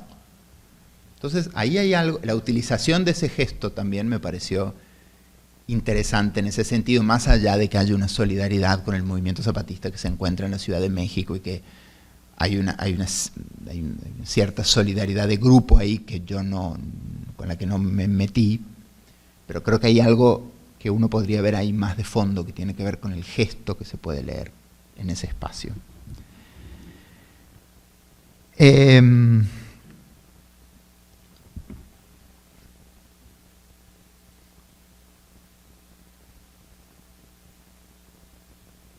Bueno, Romina, tú hiciste la pregunta, yo diría clave acá, y me parece que yo te diría, pues quiero leer una tesis tuya sobre esto. No, no es cierto. Pero hay algo en esta pregunta de la cultura media nacional que es exactamente, el problema es, o sea, lo pusiste exacto donde duele, digamos. Es, ¿qué es esto de la cultura media nacional? Y sobre todo, cuando hablamos de diversidad, fíjense, García Canclini, año 1994, creo que es Culturas Híbridas, ese todavía maravilloso libro, Culturas Híbridas, en alguna parte dice Canclini, bueno, que no me está escuchando Néstor, porque no me acuerdo si lo dice así, pero dice más o menos así, algo como, si ustedes ven, ¿por qué será que en el Museo de las el espacio donde se representa la diversidad mexicana, en el primer piso, solo hay indígenas, ¿no? Lo deja ahí picando de algún modo. Dice, no, dice después, no hay judíos, no hay chinos, no hay, lo dice así, ¿no? No hay judíos, hay... Año 2021 se publica el libro México, Grandeza y Diversidad, que uno podría leer en contraste con las primeras exposiciones sobre la diversidad, la misma cosa. Además emulando el problema de la Constitución. La Constitución dice en su artículo 2 constitucional, este pueblo surge de la grandeza de sus pueblos indígenas. Yo pondría la pregunta en otro lado. ¿Qué pasa con una nación que cifra su diversidad en los pueblos conquistados? Para mí, en el cuerpo conquistado. Para mí, ese es el asunto que hay que trabajar con mayor cuidado. ¿Por qué no hay un espacio reservado para ese ojo de la cultura media nacional que mira otra cosa? ¿no? Que mira otros espacios. Yo me acuerdo cuando, para aterrizar bueno, después voy a eso, te preguntas sobre los museos comunitarios, pero los museos comunitarios son un laboratorio maravilloso de cosas y de... Pero ahí recuerdo una vez, lo que más me gustaba a mí ver, no lo pude ver muchas veces porque no coincidía y no era fácil, pero eran las disputas las disputas siempre como muy pedagogizadas y muy veladas y muy tuteladas entre los facilitadores de talleres del Instituto Nacional de Antropología e Historia y los miembros de las comunidades que tenían sus fotos, Entonces fui a un museo en Coahuila. Entonces aparece, ellos habían creado, y necesitaban asesoría, creado una sala que se llamaba Las Etnias. Entonces uno entraba a la sala y las etnias eran el panadero alemán, la señora que vendía que había nacido en Guatemala. O sea, la noción de etnia era, nosotros también tenemos diversidad, de algún modo esa es la noción de, pero es una diversidad de otro, claro, por supuesto, de otro tipo, por supuesto que casi se desmaya el facilitador del Instituto Nacional porque dijo, entonces le di una clase sobre qué era una etnia, diciéndole, no, esto no va acá. ¿No? Pero quiero decir, es interesante ver cómo en estos ejercicios también el Estado extiende un brazo por el cual trata de reproducirse todo el tiempo a sí mismo y reproducir su discurso. Y a su vez aparecen estas otras preguntas que dicen, bueno, discúlpeme, pero eso acá no tiene sentido.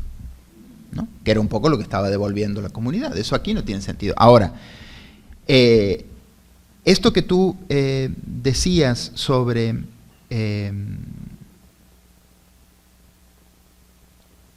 tú utilizaste una frase que era como estamos todos ahí y no estamos todos ahí, ¿no?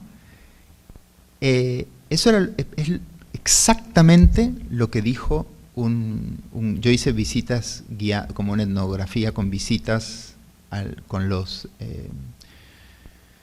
el Museo Nacional de Antropología cuando llevan a los niños, sobre todo los niños chilangos, los llevan en 4º grado y en no me acuerdo qué otro, a ver las salas del museo. Entonces siempre un guía les dice, bueno, los pone frente al mapa, primero frente al mapa que ustedes acaban de ver, el de Luis Covarrubias, y le dicen, bueno, aquí estamos todos. Esa es la primera cosa que dicen, aquí estamos todos. Y los niños dicen, ¿todos? ¿Por qué? No, pero es interesante esa pregunta como fresca de, aquí no estamos todos. Hay esa idea de, hay algo que falta en la representación, hay algo que excede el marco de la representación y algo que no, me parece que es el espacio más importante de la disputa pública con respecto a la noción de cultura. Yo creo que es ahí.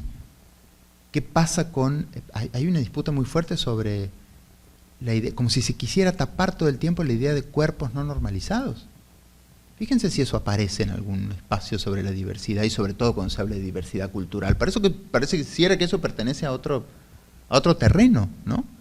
Es como, ¿qué sucede ahí, en ese espacio, digamos, de extensión de soberanía y cómo trabajarlo, ¿no?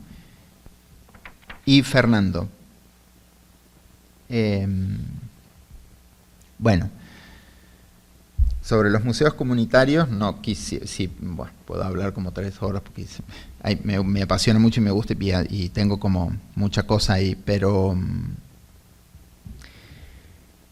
fíjate, cuando yo empecé a hacer trabajo sobre, creo que esto lo dije incluso acá, hace años, ¿no? Cuando yo empecé a hacer trabajo sobre museos comunitarios, yo pensé que me iba a encontrar así como, ay, bueno, no sé qué creía yo, Heidi en la pradera, me imaginaba, no sé, que iba a encontrar como la diversidad y otras memorias que no están en la historia oficial y otros, ¿no? Como no sé qué creía, que era como un espacio de la heroicidad subalterna, yo qué sé. Y entonces llegó el primer relevamiento de campo que hago, que fue aquí en Coahuila justamente, y veo que el museo decía, la primera sala decía, nosotros también tenemos lago. Nosotros también tenemos, la comarca lagunera, seco, pero bueno, habían tenido lago.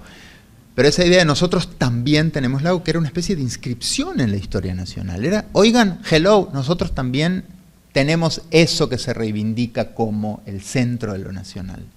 Y era todo el tiempo una especie como de necesidad de inscribirse en el discurso de la nación. Los gabinetes emulaban la forma de producir el cedulario, no los voy a aburrir con eso porque es, bueno, a mí me encanta, pero es como sobre cómo se produce la clasificación, la cédula del Museo Nacional de Antropología. Eso era, y no era solamente porque el INAH fiscalizó. Y hay algo que me parece que es importante aquí, que tiene que ver un poco con lo que decíamos recién y lo que decía Lorena y lo que a mí me parece clave, que es también entendamos que esto lo dijo Butler, para seguir con los libros también, pero entendamos que el Estado produce deseo también. La estatalidad produce deseo de trabajo, incluso de transgresión, ¿no? Y yo creo que en esa ambivalencia hay que inscribir el espacio de la política.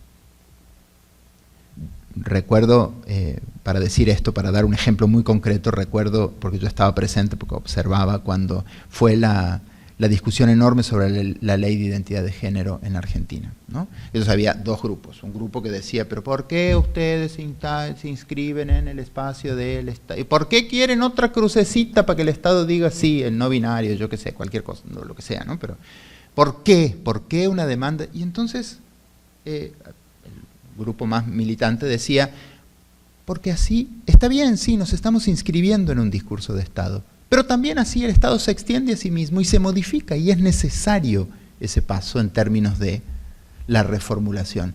Y aquí era más o menos lo mismo. Es decir, era el espacio de, oiga, nosotros también tenemos lago y fíjense que la nación no se acaba donde ustedes dicen que se acaba.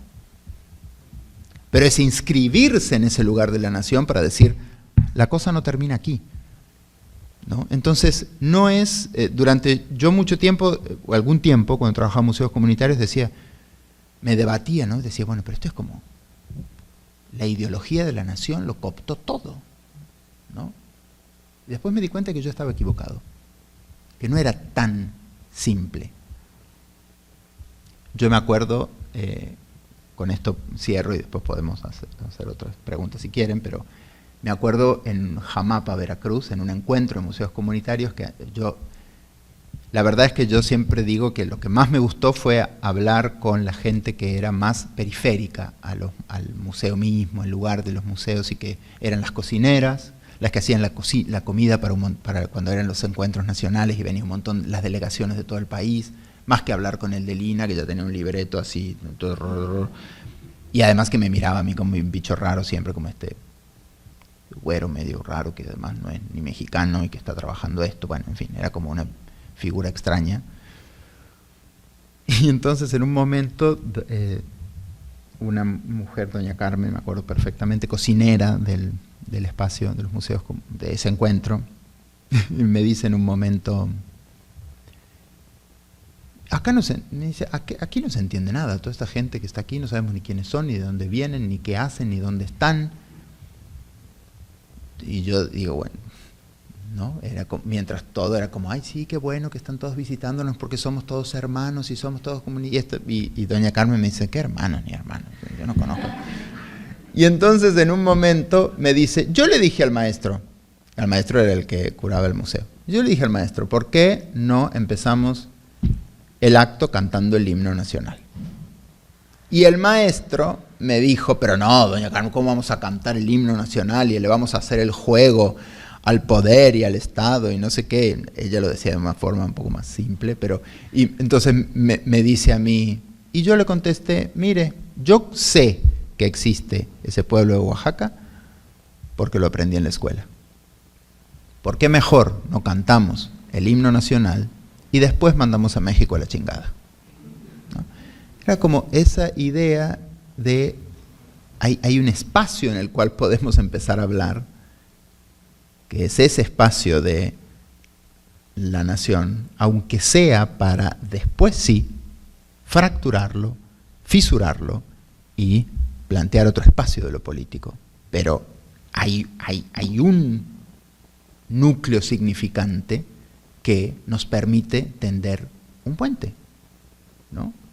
Y eso me pareció la mejor lección que aprendí en ese espacio, mucho más que todos los discursos sobre la diversidad, porque somos distintos, pero somos unidos, pero estamos también... Porque además remiten siempre, y ese es otro tema que habría que trabajar mucho para entender qué es lo que pasa ahí. Si ustedes se fijan, hagamos un análisis así como muy salvaje del Museo Nacional, ¿no?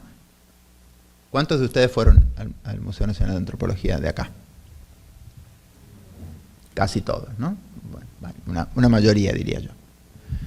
No sé si se acuerdan, pero tienen la sala de abajo, que es la que todo el mundo visita. Piedra, ¿no? La piedra. Bueno, y los huesos.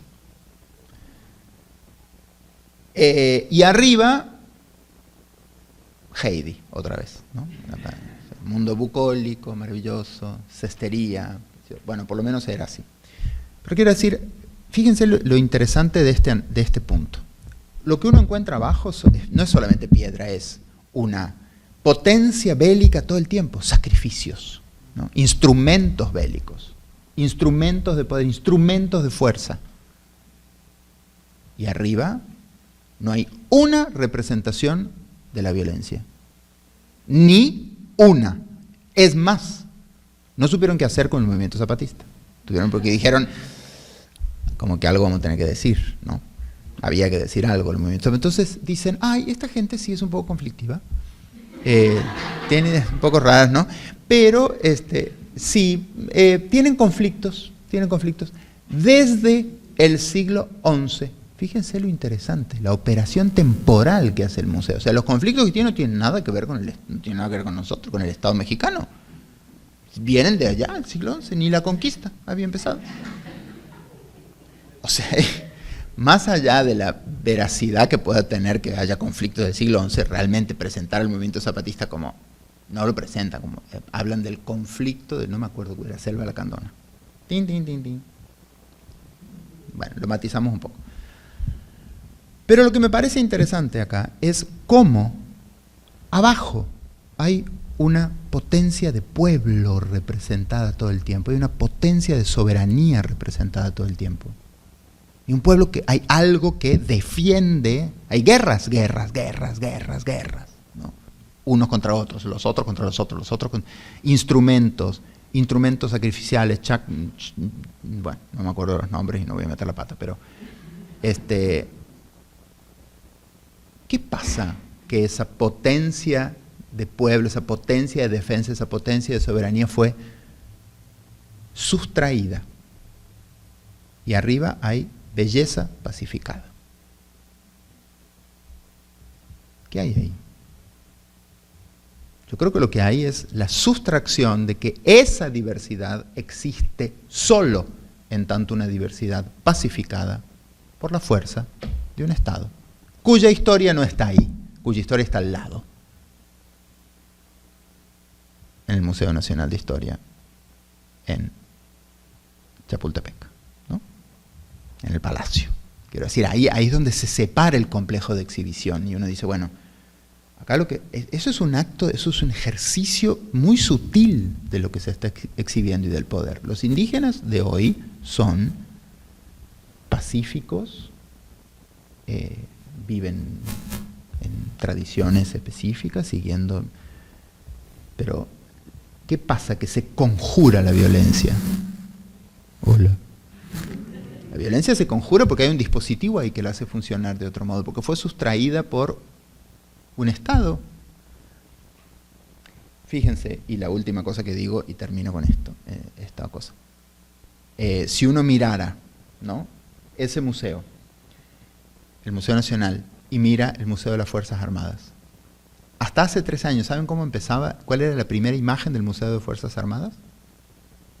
El último Tlatoani mexica, Don Cuauhtémoc, transfiriendo la soberanía al ejército independentista. Era, en un holograma pasaba, era como Cuauhtémoc diciendo, y un soldado, un soldado de independencia que era como que recibía la fuerza, la transferencia de esa fuerza gloriosa que ahora exclusivamente reside en el ejército. Los pueblos indígenas. Heidi en la pradera, insisto. Entonces, ahí hay que pensar qué lugar ocupa la representación de lo cultural, de la diversidad, del espacio, y siempre como belleza inocua. Ahí esta frase que leí de Arendt: hay que desconfiar cuando los pueblos han sido embellecidos por el poder, ¿no? Y ver ahí qué pasa.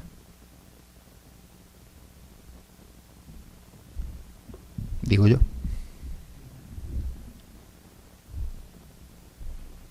¿Alguna otra? Areli. Ya hay una también.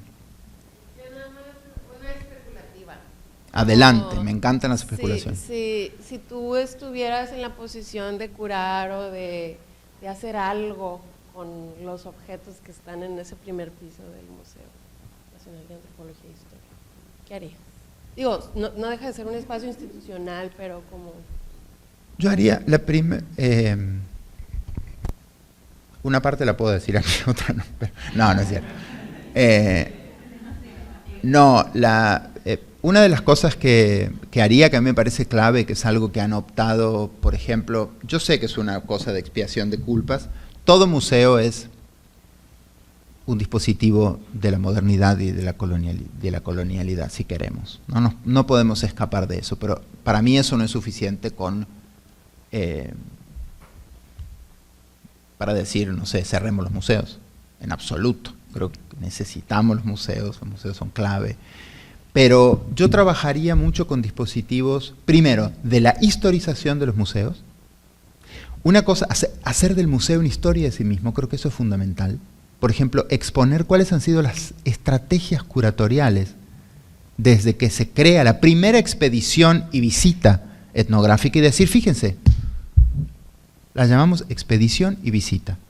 Hoy hacemos que los pueblos visiten y designen y diseñen sus propias salas, que eso es algo que los pueblos indígenas, Teotitlán, me tocó en Teotitlán del Valle cuando trabajé con el Museo Comunitario de Teotitlán, que decían, es que nosotros lo que queríamos era ir a producir un guión, por ejemplo, o a colaborar con la producción de un guión. Sabemos que las bodegas están llenas de objetos que pertenecen a nuestra comunidad.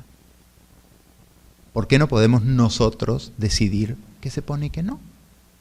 Sabemos que no sabemos un montón de cosas, pero sí sabemos algo sobre esas cosas, aunque sean nuestros relatos, que se antepongan o que se compongan junto con los relatos de los expertos.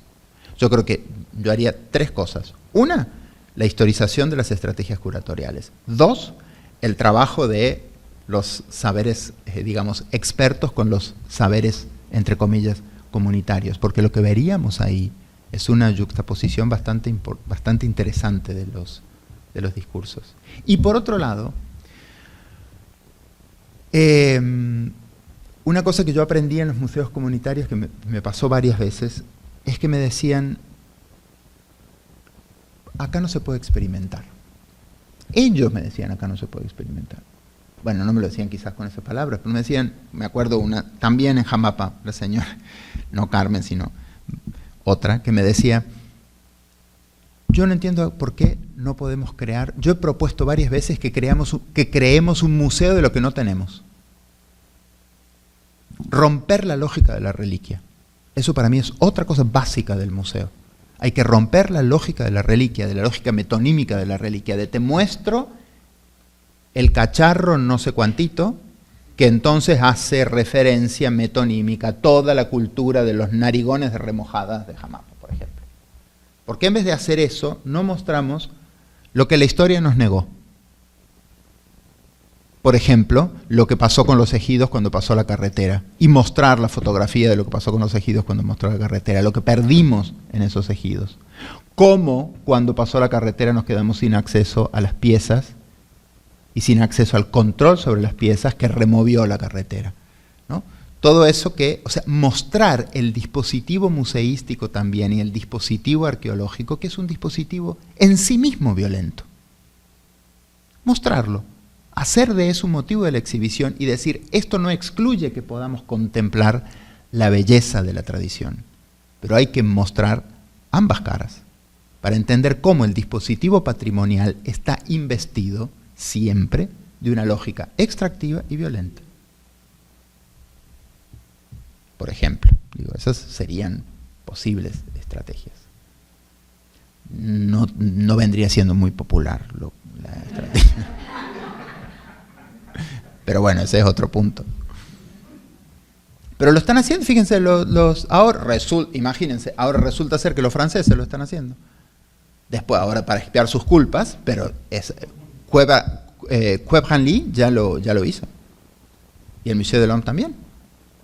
Están todos hablando de cómo crearon los dispositivos coloniales y cómo fue que extrajeron las piezas y cómo. Ya cuando se les pide que devuelvan las piezas, bueno, ahí ya.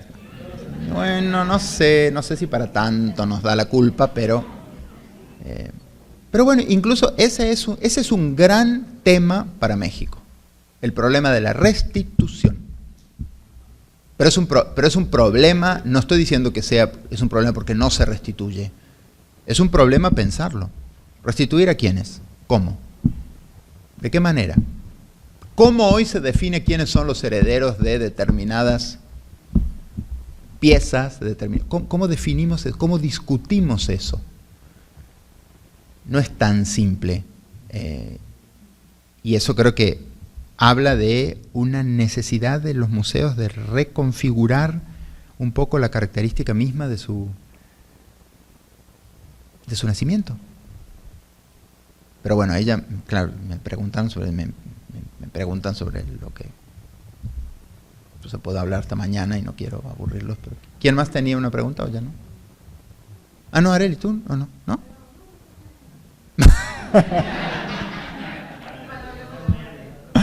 Bueno, ok. Bueno, muchas gracias entonces. Muy hermoso.